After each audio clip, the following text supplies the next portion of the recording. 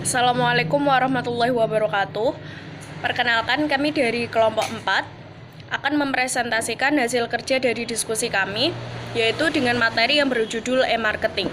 Sebelum ke penyampaian materi, saya akan memperkenalkan anggota kelompok terlebih dahulu, yaitu yang pertama ada Faizatur Rahmah dengan NIM 2019 11670. Yang kedua ada Fatma Nabila dengan NIM 2019 11138. Yang ketiga ada Gita Fitratul Nurul Sifa dengan NIM 2019 11247. Yang keempat ada Ifatul Iza dengan NIM 2019 11258. Yang kelima ada Ika Rismawati dengan NIM 2019 11110. Definisi e-marketing. E-marketing adalah upaya perusahaan untuk memasarkan produknya melalui internet ataupun secara online. Kegiatan e-marketing biasanya meliputi kegiatan yang berkaitan dengan penyiapan produk iklan, pencarian produk, dan penulisan kalimat-kalimat marketing.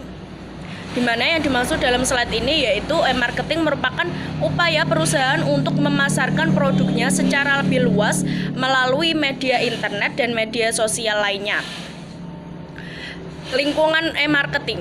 Langkah pertama yang penting dalam menerapkan rencana e-marketing adalah memahami perbedaan utama antara pemasaran tradisional dengan pemasaran secara elektronik.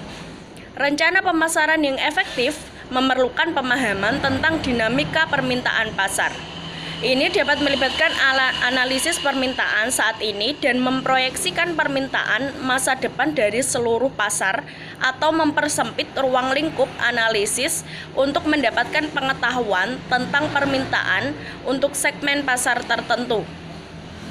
Di mana dalam slide ini bermaksud bahwa apabila kita akan menerapkan rencana e-marketing, kita perlu memahami dan menganalisis perbedaan utama antara pemasaran tradisional dan pemasaran elektronik, sehingga harapannya hal itu dapat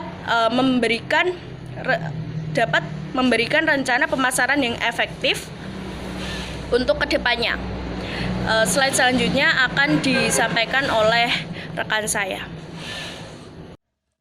Jenis-jenis segmentasi pasar dalam bisnis ada 4, yaitu yang pertama segmentasi perilaku, yang merupakan pengembangan konsumen dalam hal perilakunya terhadap produk yang ditawarkan, yang di dalamnya merupakan tentang pengetahuan, loyalitas, idealisme reaksi konsumen. Yang kedua yaitu segmentasi psikografis, yaitu segmentasi yang berarti mengelompokkan konsumen berdasarkan selera dan ketertarikan mereka terhadap produk tertentu. Dan dapat juga diarahkan pada konsumen yang menekuni suatu profesi dan minat tertentu. Yang ketiga yaitu segmentasi demografis, yaitu pengelompokan konsumen secara umum seperti usia, jenis kelamin, pendidikan, pendapatan, dan lain-lain.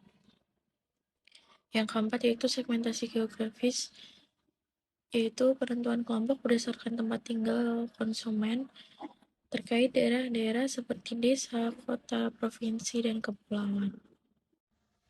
Bauran pemasaran adalah kombinasi produk, harga, tempat, dan promosi yang membantu meningkatkan penjualan ke pasar sasaran, menurut McCarthy 1960.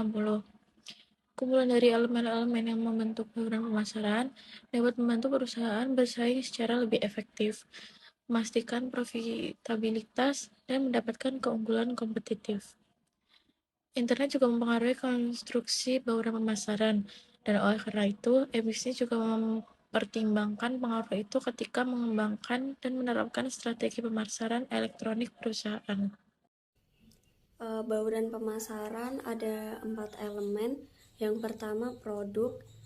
Pemasaran dimulai dengan produk, yaitu barang, jasa, atau gagasan yang dirancang untuk memenuhi kebutuhan seorang pemakai. Biasanya untuk memenuhi permintaan konsumen, perusahaan perlu memvariasikan penawaran produk dan atau memberikan fitur tambahan yang menambah nilai bagi pelanggan. Yang kedua ada price atau harga. Dalam pemberian harga harus mempunyai strategi yang tepat, yang berhubungan dengan sasaran pasar dan juga hal-hal lain mengenai aturan transaksi, seperti aturan pembayaran dan juga hal lainnya. Penentuan harga ini tentunya harus tepat dan nggak boleh sembarangan. Jangan sampai harganya terlalu murah apalagi terlalu mahal. Yang ketiga ada place atau tempat. Elemen tempat dari bauran pemasaran mengacu pada saluran melalui mana perusahaan membawa produk atau jasa kepada pelanggan. Jadi gini, perusahaan itu mau memasarkan produknya itu melalui website, sosial media, atau daftar di e-commerce mana. Sebab penentuan itu juga akan mempengaruhi siapa calon konsumen kita. Yang keempat, promotion atau promosi. Promosi merupakan elemen bauran pemasaran yang melibatkan komunikasi dengan pelanggan mengenai produk dan layanan yang akan dijual. Jadi, promosi ini mengarah pada metode bisnis yang digunakan untuk menarik perhatian target pasar. Selanjutnya ada branding atau merek. Jadi, branding ini adalah nama, istilah atau simbol yang diberikan kepada suatu produk oleh pemasok untuk membedakan penawaran dari produk serupa yang ditawarkan oleh pesaing. Branding ini mengacu pada proses menciptakan dan mengembangkan merek yang menambah nilai bagi konsumen, atau di mana konsumen merasa ada nilai tambah. Langkah penting dalam upaya branding itu memilih nama untuk perusahaan. Nama merek yang dipilih harus 1. Mengidentifikasi aspek unik dari perusahaan dan produknya. Yang kedua, mengkomunikasikan maksud dan tujuan perusahaan kepada khalayak luas. Yang terakhir, membantu melindungi kekayaan intelektual perusahaan.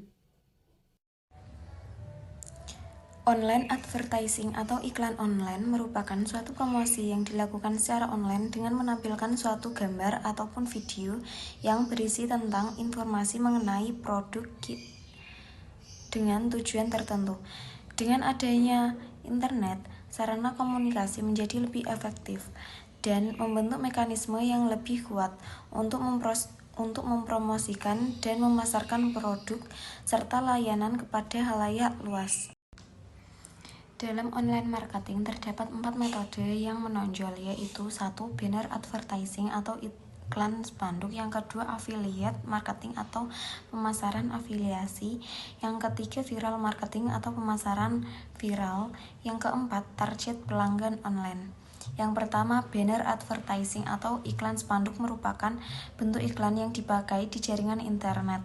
Iklan banner muncul di halaman website dan merupakan bentuk iklan yang biasanya dipakai untuk menarik perhatian penjelajah agar mengunjungi situs website yang dimaksud. Yang kedua, affiliate marketing atau pemasaran afiliasi. Pemasaran afiliasi merupakan sistem rujukan di mana dua situs website setuju untuk memiliki hubungan pembagian pendapatan berdasarkan suatu pemilik. Yang kedua, affiliate marketing atau pemasaran afiliasi. Pemasaran afiliasi merupakan sistem rujukan di mana dua situs website setuju untuk memiliki hubungan pembagian pendapatan berdasarkan satu pemilik situs website yang membayar untuk merujuk pelanggan. Yang ketiga, viral marketing atau pemasaran viral. Pemasaran viral didasarkan pada prinsip dari mulut ke mulut, di mana pengguna layanan online didorong untuk merujuk situs ke teman, keluarga, ataupun rekan kerja. Layanan online seperti hot email menggunakan pemasaran viral untuk mempromosikan layanan mereka. Yang keempat, target pelanggan online. E-marketing melibatkan penargetan pelanggan atau segmen pelanggan dengan informasi tentang perusahaan. Di kasus PT Indofood, Indofood merupakan perusahaan makanan pertama yang ada di Indonesia. Didirikan pada tahun 1968. PT Indofood juga mengeluarkan berbagai macam produk, contohnya seperti saus, mie instan, makanan bayi, minyak, minuman, dan lain-lain. Ada berbagai macam strategi pemasaran yang dilakukan oleh PT Indofood dalam memasarkan produknya.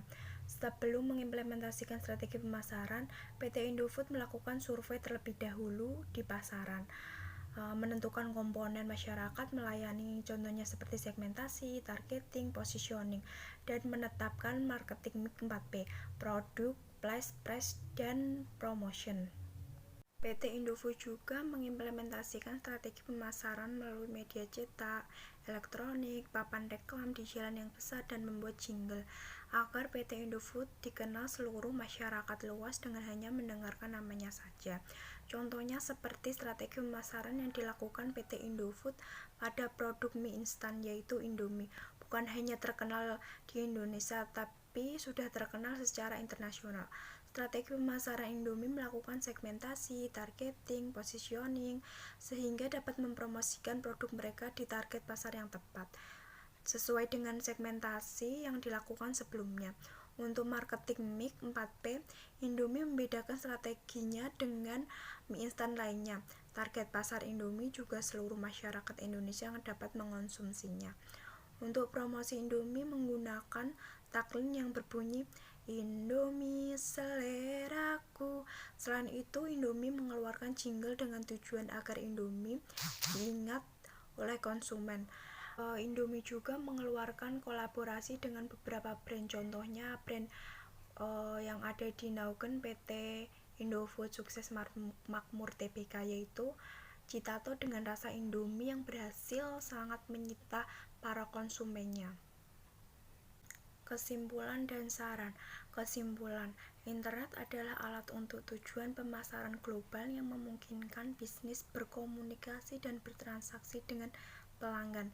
Jangkauan yang luas untuk iklan dan promosi memudahkan memperluas pelanggan dan biaya yang sangat relatif rendah. Rencana e-marketing menjadi komponen kunci dari strategi e-bisnis. Sebuah perusahaan akan memahami perbedaan bentuk pemasaran tradisional dengan elektronik. Pemasaran elektronik menggunakan cara mereka memandang dan terlihat dengan pelanggan di lingkungan perdagangan yang baru. Pelanggan salah satu cara menggunakan informasi untuk meningkatkan penjual dan pembeli online. Melalui penjualan yang lebih terarah, seharusnya perusahaan mengumpulkan atau menggunakan informasi tentang pelanggan dan perilaku online mereka untuk menginformasikan pemasaran elektronik di masa depan. Demikian presentasi dari kelompok kami, kurang lebihnya saya mohon maaf. Wassalamualaikum warahmatullahi wabarakatuh.